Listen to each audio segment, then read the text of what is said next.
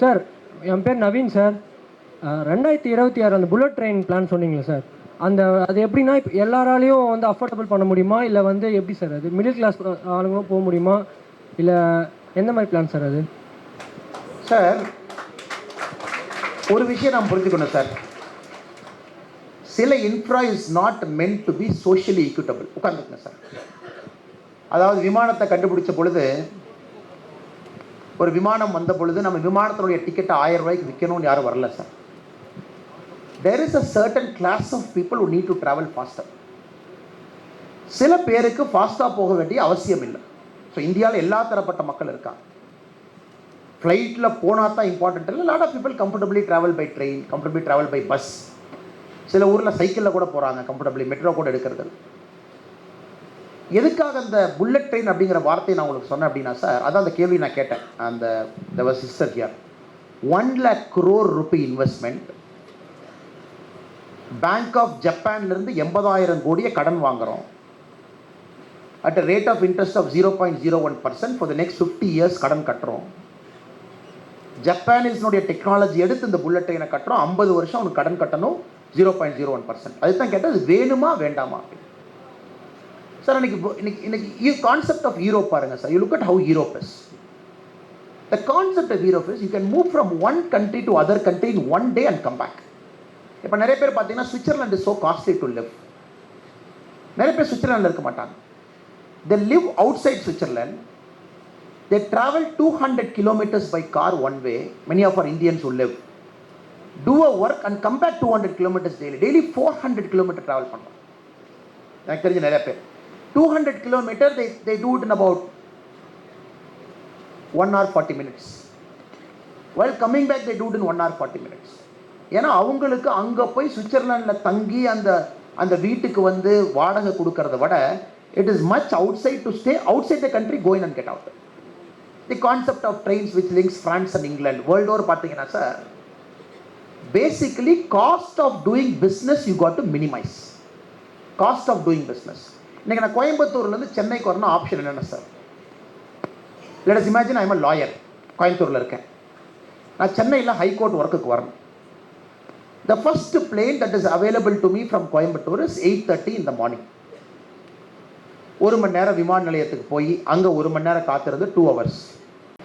You board the plane 1 hour 10 minutes traveling time, 3 hour 10 minutes. You land in Chennai airport. Then you take a metro or a bus or a call taxi, whatever it is, sir. You go to the high court, which might take about 40 more minutes, 4 hours. High court வேலையெல்லாம் முடிச்சுட்டு you repeat the same thing again.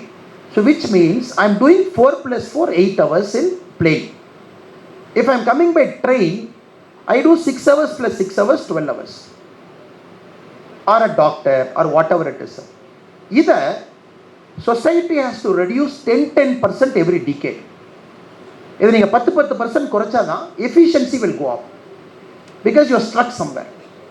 So இந்த bullet train இது போல concept என்னன்னா sir, it is trying to accelerate economic progress, economic change push பண்ணும். இப்போ lorry GST வர்றதுக்கு முன்னாடி sir, you must knowing about GST. 2017 ஒரு ஜிஎஸ்டி வந்துச்சு.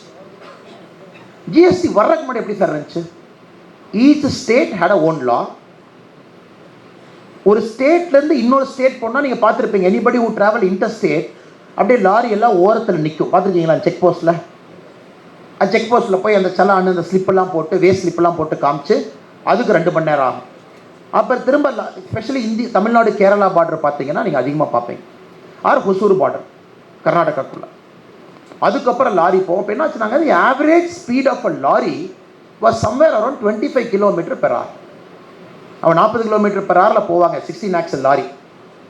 அதை நீங்கள் இந்த செக் போஸ்ட் எல்லாம் போட்டு when the lorry travels from one state to other, you brought it to 25 km/h. இது என்ன ஆகுதுனாங்க, ஒரு பஞ்சாப்லேருந்து ஒரு பொருள் தமிழ்நாட்டுக்கு வருது, ஆப்பிள் வருது ஒரு இடத்துல இருந்துன்னா, ஸோ தி காஸ்ட் ஆஃப் ஆப்பிளில் close to 17% is a logistics cost.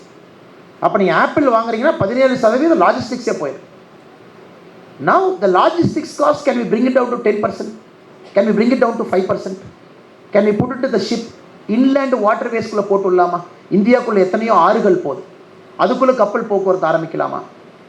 R GST கொண்டு வந்து எல்லாத்தையும் ரிமூவ் பண்ணிட்டு ஆன்லைன் இவே பில் எங்கேயும் நிறுத்தாத நேராக பஞ்சாப்ல எடுத்து போய் now we have crossed 35 km/h 40 km/h average speed. So what I'm trying to saying, affordability is one, but எல்லா விஷயத்தையும் நீங்கள் அஃபோர்டபிலிட்டியாக பண்ண முடியாது. somebody who doesn't want to go travel 508 km in 2.5 hours, they can take a normal train. The second category of train would be a Vande Bharat train. இல்லை எனக்கு அதுவும் வேண்டாம்னா they can take another train. It's a people's choice. But ஒரு நாட்டில் நீங்கள் அந்த critical infra உருவாக்காம you cannot make that country to progress இல்லைங்களா? அதான் கேள்வி. That is the question. The question in front of us is, are we creating critical infra? Elevated highways, expressways, superways. அமெரிக்காலாம் நீங்கள் போனீங்கன்னா தெரியும். when you go to US, especially when you go to the Californian side, அவன் road பார்த்தீங்கன்னா 8 lane, பக்கத்தில் இவ்வளோ land விட்டுருக்கான். இந்த பக்கம் விட்டுருக்கான், இந்த பக்கம் விட்டுருக்கான். நான் ஒருத்தர் கேட்டேன், ஏங்க இவ்வளோ லேண்ட் இருக்கீங்க சார்? 16 லேனுக்கு லேண்ட் விட்டுருக்கோம். நான் கேட்டேன், when did you leave? They said 1970 we have left it. So குறிப்பாக World War II அந்த எக்கனாமிக் டிப்ரெஷன் அப்போ தான் American started building big roadways, bridges, projects, dams பெருசாக கட்டுறான். அவன் கட்டும் போதே பார்த்தீங்கன்னா 40 years பேக் அவ்வளோ இடத்த விட்டுருக்கான். Because you want to expand the road by another 8 lane so that it remains the world's most competitive economy. So இந்தியாவுக்கு இப்போ தாங்க புதுசாக வருது. இப்போ தான் ஃபஸ்ட்டு டைம் இந்த வார்த்தைகள்லாம் நம்ம பேசுகிறோம், பயன்படுத்துகிறோம், வேகமாக போகணுங்கிறோம். we have to achieve all of this. So thank you, man. myself Vignesh sir from MBA department. So என்னோட கேள்வி என்னென்னா, நீங்கள் வந்து மல்டிபிள் ஜாப்ஸ் வந்திருக்கீங்க, லைக் இன்ஜினியரிங், அப்புறம் MBA, அப்புறம் போலீஸ், அப்புறம் இப்போ பாலிடிக்ஸ் ஆகிருக்கீங்க. இப்போ நீங்கள் வந்து ஐஏஎம்மில் கிராக் பண்ணுறது அவ்வளோ ஈஸியான ஜாப்பும் கிடையாது, ஐபிஎஸ் கிராக் பண்ணுறது ஈஸியான ஜாப்பும் கிடையாது. நீங்கள் ஐஏஎம் பாஸ் பண்ணி ஐஏஎம் படிச்சுட்டு அதை கிட் பண்ணிட்டு ரிஸ்க் எடுத்து ஐபிஎஸ் ஆனீங்க. அதே மாதிரி ரிஸ்க் எடுத்தும் இப்போ பாலிடிக்ஸ்க்கு வந்திருக்கீங்க. ஸோ உங்களுக்கு எதாவது சார் ட்ரைவ் பண்ணுது இவ்வளோ ரிஸ்கிங் ஃபேக்டர்ஸை நீங்கள் வந்து கடந்து ஒரு ட்ரைவ் என்ன சார் உங்களோட ட்ரைவாக இருக்குது? அது மட்டும் இல்லாமல் எங்களை மாதிரி யங்ஸ்டர்ஸ் வந்து ஒரு சர்டின் விஷயத்தை நோக்கி போகும்போது சில ஒரு பீரியட் ஆஃப் டைமில் ஒரு ஷார்ட்னஸ் வந்துடுது, சில ஒரு சலிப்புத்தன்மை, அதை அச்சீவ் பண்ண முடியுமா முடியாதா, ஒரு இவ்வளோ ரிஸ்க் ஃபேக்டர்ஸ் இருக்குது, நம்மளால் கம்ப்ளீட் பண்ண முடியுமா இல்லையான்ற ட்ரைவ் வந்து ஒரு சமயத்தில் போயிடுது. ஸோ உங்களுக்கு என்ன ட்ரைவ் சார்? இவ்வளோ ஜாப்ஸ் நீங்கள் இருந்திருக்கீங்க, உங்களை எந்த ட்ரைவ் உங்களை வந்து புஷ் பண்ணுச்சு இவ்வளோ விஷயத்தை நீங்கள் அச்சீவ் பண்ணுறது? Honestly, I don't have an answer to that question. I really don't have an answer so that I can prepare something and say. But I will just tell you what I thought at a certain point of time. ஒரு வாழ்க்கையில் என்னுடைய ஒரு நேரத்தில் எப்படி யோசித்தேன். என்னோட ஒரு சின்ன கிராமம் சார், ஸ்மால் வில்லேஜ், 32 வீடு. ஸோ ஒரு ஸ்கூலுக்கு போகிறது பெருசாக, my father and mother are very clear, எனக்கு வந்து ஒரு நல்ல கல்வி கொடுக்கணும். That was the biggest motive. They put me in schools nearby, ஸ்கூலுக்கெல்லாம் போவேன். அப்போ எனக்கு 12ஆம் கிளாஸில் யாராச்சும் வந்து என்கிட்ட கேட்டாங்கன்னா 2 தாங்க தெரியும், டாக்டர் ஒன்று இருக்குது, இன்ஜினியர் ஒன்று இருக்குது, 2 தான் இருக்குது. நம்மளால் டாக்டர் ஆகிறவங்களுக்குலாம் கெப்பாசிட்டி இல்லை, இன்ஜினியர் ஆயிரலான் தான் 10th முடிச்சு கம்ப்யூட்டர் சயின்ஸ் எடுத்து engineer. But moment I got into engineering, maybe first year end I realise I don't want to become an engineer. உங்கள் எல்லாத்துக்கு இருக்கிற அதே பிரச்சனை தான், யாருமே சொல்லலை, எதுவும் சொல்லலை, we took something. Then half the time into it I realized, oh, I don't want to become an engineer. Then வீட்டில் கேட்டாங்க, என்ன இன்ஜினியர் ஆக மாட்டேன்னா எதுக்கு நீ இன்ஜினியர் ஆனேன்? நான் சொன்னேன், வேறு என்ன ஆகுறதுன்னு தெரியாமல் நான் இன்ஜினியர் ஆனேன் அப்படின்னு. So second year goes, third year goes, you are trying to explore life, what you want to become. So one thing I was கிளியருங்க, இன்ஜினியரிங் முடிக்கும் பொழுது I was very clear, my education is not complete. என்னுடைய கல்வி முழுமை அடையலை. நான் ரொம்ப ஒரு சின்ன உலகத்தை பார்த்துருக்கேன். ஒரு கிராமம், கோயம்புத்தூர் போன்ற ஒரு நகரம், காலேஜ் ஸ்டூடெண்ட்ஸ் ஒரு 60 பேர் கிளாஸ்மேட்டு, 21 வயசில் காலேஜில் ஒரு 1500 பேர். I felt very little have seen of this world. அப்போ என்ன நினச்சா, okay we will do 1 more degree, but probably will explore the other part of India. இந்தியாவில் இன்னொரு பகுதிக்கு போய் பார்ப்போம். நமக்கு எதுவுமே தெரியாத ஒரு பகுதி, அந்த மொழி நமக்கு தெரியாது, கலாச்சாரம் தெரியாது, உணவு பழக்கம் இல்லை. Let us go out of our shell and do it. So then I went to UP, Uttar Pradesh. I went to IIM Lucknow. So IIM Lucknow வரைக்குங்க, it was all part of a search, தேடல். இங்கே இருக்கோம், கிராமத்துலேருந்து வந்தோம், இங்கே போனோம், அடுத்து என்னப்பா அது இப்படி சொல்கிறாங்களே பார்ப்போமா, நம்ம கல்வி முழுமையடையில் போய் பார்ப்போமா. டில் Lucknow was more like an education தாங்க. அது நான் ஒரு ஜாபாக சொல்ல மாட்டேன். It was only an education. But Lucknow was a shell shock for me. 2008, 2009, 2010. That is the time I felt like most of you sitting here, நம்ம ஒரு company ஆரம்பிக்கணும், சம்பாதிக்கணும், இன்னொருத்தட்ட வேலைக்கு போகணும் அப்படிங்கிறத விட can I do some service, ஒரு service பண்ணணுமா அப்படின்னு தான். Of course politics was an option even then, அப்பவும் பாலிடிக்ஸ் ஒரு option. So many of you might not know, உங்களுக்கு நிறைய பேருக்கு தெரியாது. 2009 ஐஏஎம் லக்னோவில் படிச்சுட்டு இருக்கும் பொழுதுங்க, இங்கே வந்து விஜயகாந்த் சார் ஒரு 3 மாதம் வேலை பார்த்தேன். My internship, I took a break, I came and work for Vijayakanth DMDK party then for about 3.5 months trying to see politics, என்ன பண்ணுறாங்க, what are they trying to do. Then after my stint with the DMDK party, I felt எனக்கும் அரசியலுக்கும் ரொம்ப தூரம், இதில் மாற்றம் கொடுக்கறது ரொம்ப கஷ்டம். In politics to bring change is really tough. இதில் வந்து ஜாதி பணம், அதுவும் தமிழக அரசியலில் வந்து உங்களுக்கு இருக்கக்கூடிய பிரச்சனைகள்லாம் தெரியும். ஸோ இது நமக்கு செட் ஆகாது, அரசியலுக்கும் நமக்கும் ரொம்ப தூரம் அப்படின்னுங்க. There were a couple of options. Politics was one, but not fully interested because I felt a person like me will not fit into politics. Civil service was a much better option for me. Got into civil service 9 years, 10 years. அது எப்போவுமே நான் லைஃப்பில் என்னுடைய philosophy நான் பார்க்குறதுங்க, உங்களுக்கு எது பிடிக்காதுன்னு நினைக்கிறீங்களோ அதான் ஃபஸ்ட்டு உங்களுக்கு கிடைக்கும். அது உங்கள் எத்தனை பேருக்கு நடந்திருக்குன்னு எனக்கு தெரியல. இது வேண்டான்னு நினைப்பீங்க, God will make sure that you get that, exactly that you will suffer for 4-5 years. அப்படி தான் சிவில் சர்வீஸ் போனேங்க, 9-10 years இருந்தேன். I want to work more in the grass roots வந்தேங்க. I came into politics, I was sucked into politics. So cutting the long story ஷார்ட்டுங்க, most of the time I allot my heart to dictate rather my brain. நான் பிரெயினில் இந்த decision எடுத்திருந்தேன்னா எந்த decision எடுத்துக்க மாட்டேன். ஏன்னா IIM லக்னோவில் நான் படித்து முடிச்சுட்டு வெளியே வரும் பொழுதுங்க, என்னோடய எஜுகேஷன் லோன் வந்து 14.5 lakh rupee. எல்லாம் ஐஏஎம்ங்கிறாங்க, but how many of us know IIM is one of the most costliest MBA in India. 14 லட்சம் என் லோனுங்க. என்னுடைய first salary in IPS as a ASP was 65,000. 65,000 ரூபா ASP என் சம்பளம், 14 லட்சம் என் லோனுங்க. அந்த IIM Lucknow State Bank of India manager எனக்கு 6 மாதத்துக்கு கூப்பிடுவார். சார் 6 மாதம் ஆச்சு, எல்லா லோன் கட்டிட்டாங்க, நீங்கள் மட்டும் கட்டலைங்க. ஏன்னா everybody got into a corporate job, they got 20 lakhs, 30 lakhs, 40 lakhs per annum. They just quickly finished off the loan. நான் வந்து இல்லை சார், இஎம்ஐ போட்டிருக்கேன், மாதம் 25,000 ரூபா இஎம்ஐ, அதை எடுத்துக்கிட்டே இருங்க, நான் எப்போ கட்டி முடிக்கிறேனோ கட்டி முடிக்கிறேன். It took me 8 years to finish my loan. But now if I allowed my brain to make a decision, maybe this is one answer I can give you. If I allowed my brain to make a decision, IIM-லேருந்து IPS வரது stupidity. Because you cannot afford. ஒரு government சேலரியில் ஒரு குடும்ப வாழ்க்கையை நடத்தி 25% நீங்கள் EMI கட்டி அதில் நீங்கள் உங்கள் MBA லோன் எப்படி அடைப்பீங்க சார்? அதுக்கு பேசாமல் நீங்கள் ஒரு ஆர்ட்ஸ் காலேஜில் ஆர்ட்ஸ் படிச்சுட்டு நீங்கள் IPS போயிருக்கணும் இல்லைங்களா? It is so costly. So my answer to you is that to IPS officer in Karnataka. I had a fantastic career. No black mark, nothing, blue-eyed boy of all CM. யார் வந்தாலும் முதல்ல அண்ணாமலை தூக்கி அங்கே போடு இங்கே போடு அப்படிங்கிற ஒரு பேர் வச்சுருந்தேன். ஒரு கெட்ட பேர் இல்லாத ஒரு வாழ்க்கை. அதிலிருந்து நீங்கள் ரிசைன் பண்ணிட்டு வெளியே வர்றீங்கன்னா அது செகண்ட் ஸ்டூபிடிட்டி.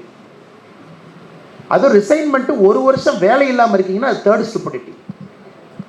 அதுவும் ரிசைன்மெண்ட்டு சொந்த கிராமத்துக்கு போய் நான் விவசாயம் பார்ப்பேன்னு சொன்னால் ஃபோர்த் ஸ்டூபிடிட்டி. இது எப்போ ஸ்டூபிடிட்டி தாங்க? உங்கள் பிரெயின் இந்த டெசிஷன் எடுத்தால் stupidity. But you allot your heart to make the decision. So I went wherever my heart took me. இது உங்களுக்கும் இந்த பிரச்சனை இருக்குங்க. I think many of the kids யா. I remember doctor Devi Prasad Shetty, a pioneer in your field. Resign பண்ணதுக்கப்புறம் doctor Devi Prasad ஷெட்டியை பார்க்க போனாங்க. I went to his Narayana Hrudayalaya hospital in Bangalore. So he was doing multiple surgery. So sir told me, வாங்க மத்தியானம் lunch சாப்பிட்லாம் அப்படின்னு. So I was with sir, he shared his lunch. He just came from some operation, he was having his lunch, again he was going back to some operation. என்கிட்ட சொன்னாருங்க, தேவி Prasad Shetty sir என்கிட்ட கேட்டார், நீ politics போக மாட்டேன்னு சொன்னால் சொல்லு, நீ நானும் சேர்ந்து வேலை செய்யலாம்.